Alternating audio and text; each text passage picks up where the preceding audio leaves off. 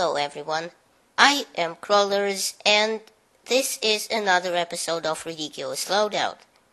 As you may already know, this is a series I started way back when in the Battlefield 3 days, basically whoring myself out for cheap views, running a suggested loadout from one of you in the comments section. Now, mostly, this is a not so tactical series where most of the loadouts are either troll or bad or just plain ugly looking.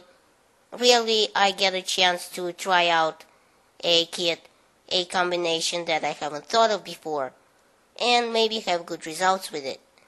Mostly not though. So, this time, Easy Dominic suggested the loadout code the Austrian banger style, which consists of the AUG A3, one of my favorite assault rifles from Bad Company 2, and an RTS sight, a heavy barrel, no grip, and an M9 as my sidearm, with a ghost ring, and the rest he said feel free to choose on your own. So, obviously this being the Austrian banger, I chose the blowjob knife, or the BJ2 knife, with it as it kind of fit the situation, I think, and I think I just gotten it in a battle pack, so, that worked out nicely. So, to be honest here, I love the AUG A3, but I think in Battlefield 4, the sound it makes is a little weird, and it's like it's suppressed or something, I don't know. Maybe it's just my speaker setup, and speaking of badassery, I think the AUG A1 looked a lot more menacing than the A3, but I just love the way it looks in, the way they show it off in some movies like Die Hard, for example. The first one, the one in LA, that was pretty cool, when all the terrorists had the AUG A1. Alright, so the assault rifle itself is pretty cool, outside the fact that it looks so futuristic, it's made up.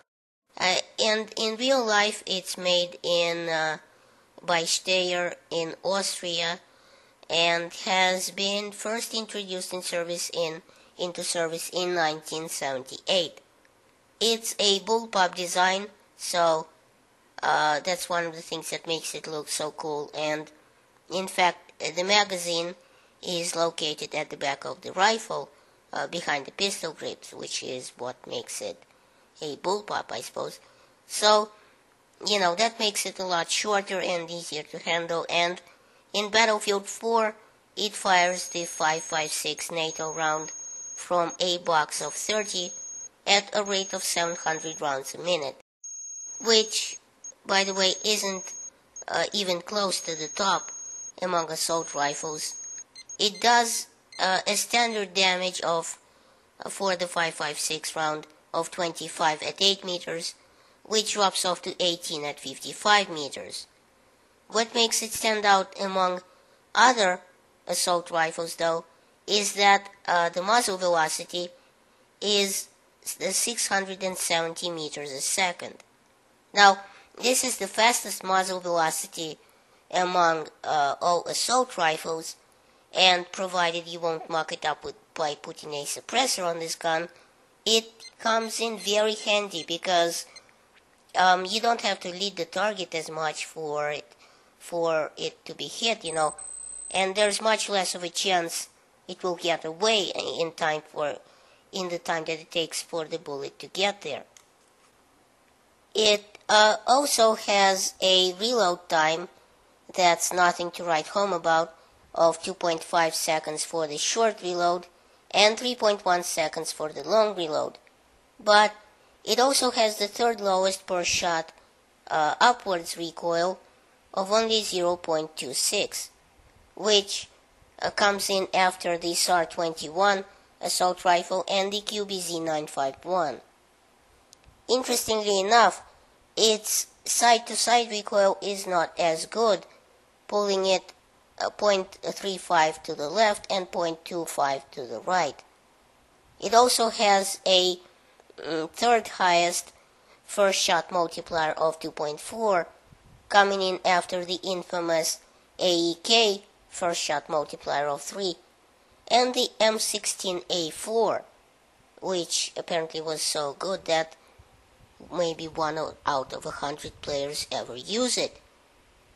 So, well, what's interesting here is that the heavy barrel, which I attached to the AUG A3, now in Battlefield 4, it decreases your ADS spread when not moving, for the AUG A3 at least, and all the other guns obviously, and unlike previous games like Battlefield 3 for example, the heavy barrel doesn't actually increase muzzle velocity or the damage drop-off radius, which I guess is countered by the fact that a suppressor doesn't shorten the damage drop-off radius either. So, all in all, it's a pretty good assault rifle, and, you know, no matter how you slice it. So, thanks to Dominic for suggesting a more or less enjoyable loadout for once. I had a lot of fun. Even though the fakakta netcode, you know, it just pissed me off a little, as I was constantly getting kill trades and getting shot around corners. And I'm really hoping DICE will implement the CTE updates into the vanilla game sometime before the game becomes a ghost town and before Battlefield 5 comes out. So, overall, I had fun with this loadout. You know, if you just stay back from the front lines a bit, you can really rank up some streaks. You know, the AUG, as I said, it looks badass, and I just love it every time I see it in an FPS game. Even the RDS sight wasn't too bad, and in Battlefield 4, the reload time of the AUG leaves something to be desired, you know, and the sound feels a little underwhelming. Actually, speaking of sound, I have no idea why the gameplay sound didn't record when I was recording this loadout, but honestly, I can't be arsed to redo the whole thing all over again, what with the render and editing times. I barely have enough time to record one loadout episode per week. A lot of people, you know, think that this is all fun and games, and as soon as you start uploading stuff to YouTube, that, you know, you become an instant millionaire for nothing, just gaming basically. And, well, that's a bit wrong actually. It's a bit of a misconception. You know, to make any kind of noticeable money, you need to have hundreds of thousands of views a day, and not just a couple of thousand like I do right now. And add to that the fact that most of my time, as I'm sure all the other serious YouTubers, is spent editing and rendering. You know, the ratio to playing is about 3-to-1 rendering to actual gaming. And that's not even as if I was doing some crazy over edits of super duper backflip, faking, no scope, code dubstep montages or something. You know, I just throw some stuff together into a pre-made project, cut it to size, you know, render an outro and insert the commentary, you know, add a couple of subtle effects and render the final video for my subscribers to hopefully enjoy. And, you know, rendering takes a really long time actually, and about 3 minutes for actual each minute of video for full HD, which is what I'm trying to do here. And considering that my PC is no slouch either, I mean, it's a nice 7 that's been seriously overclocked, and it has 12 gigs of RAM and a 780 GTX, even to help with the rendering. No, actually, no, that's not it. In reality, it takes so long to render because the 780 isn't really used to make for the making of this video, the final output. It is used when I record gameplay using Shadowplay and it encodes the video on the fly. But most of that, I explained more on that in another video. I actually made a first part for a beginner YouTuber to sort of list and record all the recording apps, and at least maybe the most popular ones, and what they do and their advantages. So I talk about shadow play there also. So you might want to take a look at that if you're considering recording and maybe uploading it, or just recording for fun, because I talk about a lot of recorders there. Alright, but I really went out of the way from my loadout video, so back to the gun stats. Well, what can be said about the Beretta M9 pistol? I mean, it's a very middle-of-the-pack pistol in Battlefield 4.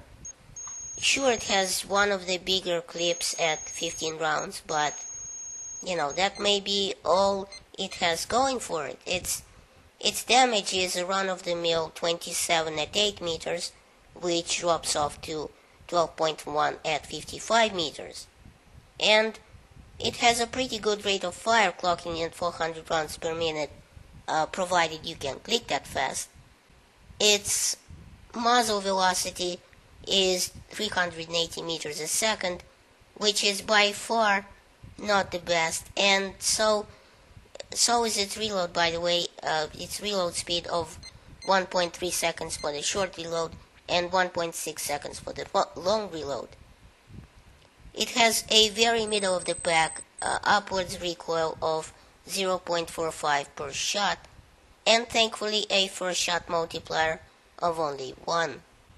So I think that's it for my loadout and the gun stats this time. I hope you enjoyed this episode of Loadout. And now, because I don't feel like suffering alone, Dominic must also run this loadout and upload it to YouTube, and I'll accept the link down below in the description. So thanks for watching. Please rate and share this video, that helps my channel grow.